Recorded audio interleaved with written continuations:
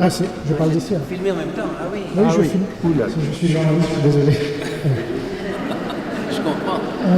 C'est encore mieux. Donc, je m'appelle Jean-Romain, je m'occupe d'un site. Donc ma question concerne René Raymond, qui était surtout connu pour son œuvre sur les droites. Et c'est à la responsable de la programmation que je m'adresse, parce que je n'ai pas pu avoir une réponse de votre équipe. La droite aujourd'hui est complètement absente des rendez-vous de l'histoire de droit. Il y a une dizaine de personnalités politiques de gauche ou écologistes, José Bové, Daniel Cohn-Bendit, Gabriel Cohn-Bendit. Nous avons une Najat Vallaud-Belkacem ce matin, Manuel Valls viendra peut-être demain. Ils sont ministres. Voilà. Hubert Védrine, Jacques Lang, qui est évidemment le fondateur. Et je n'ai pas vu le moindre nom de ministre ou de député même, ou de conseiller régional ou général de droite, voire même de l'UDI. M. Leroy est de l'UDI, il est quand même le responsable du conseil. Donc je parle au nom de personne ici, mais en tant que journaliste, je voulais savoir si vous aviez lancé des invitations et tout le monde avait refusé, c'est une possibilité, ou bien si vous n'aviez pas lancé d'invitation et donc uniquement des gens de gauche étaient invités. Je vous remercie pour votre attention.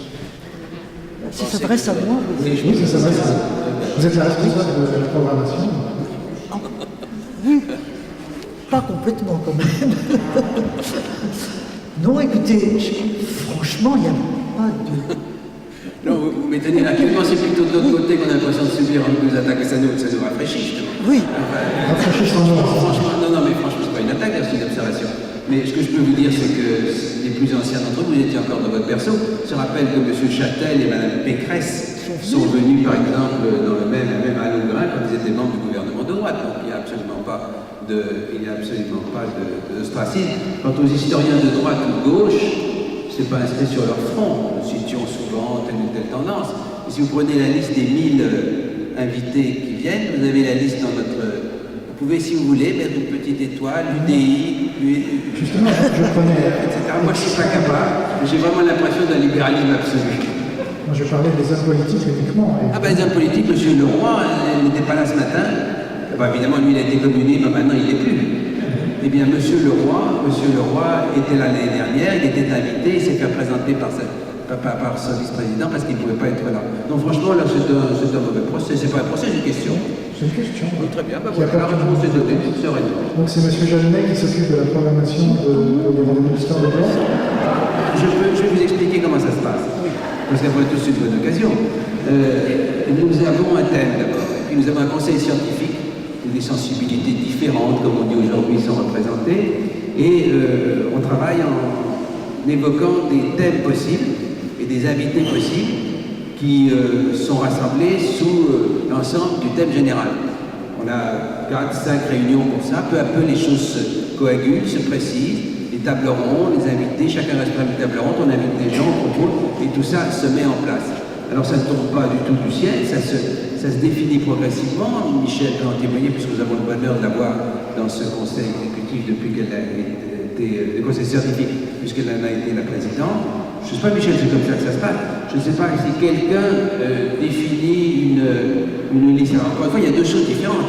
Il y a les historiens qui sont invités, et franchement, chacun ici peut voir que l'éventail en est large, même si moi je suis incapable de mettre toujours des étiquettes sur quoi à peu près. Et d'autre part, pour ce qui est des édits, des hommes politiques, alors là ils sont tous invités tout le temps, et les ministres en particulier, lorsqu'ils nous font l'amitié de venir, nous en sommes contents. Il y a 2 ans encore, c'était, vous vous rappelez peut-être, c'était un président de la République différent, Nicolas Sarkozy.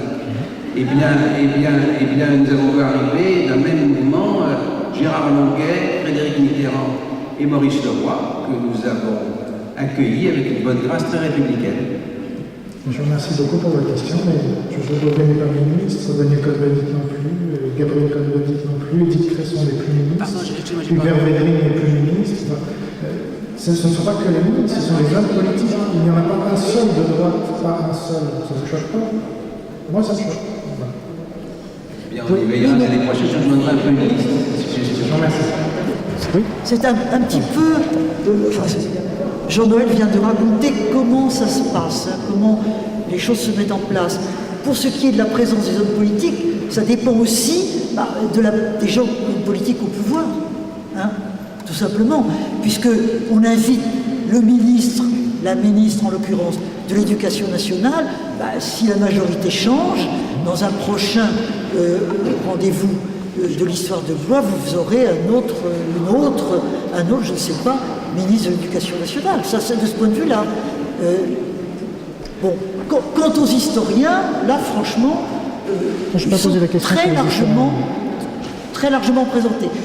Je reviens sur un point que disait Jean-Noël. Il faut bien voir que dans l'organisation, quand les thèmes se déclinent en quelque sorte, généralement on dit sur ce thème-là, il faudrait faire appel à un tel, et ensuite un tel est choisi en fonction de sa spécialité, de son professionnalisme, de sa compétence, tout simplement. Hein.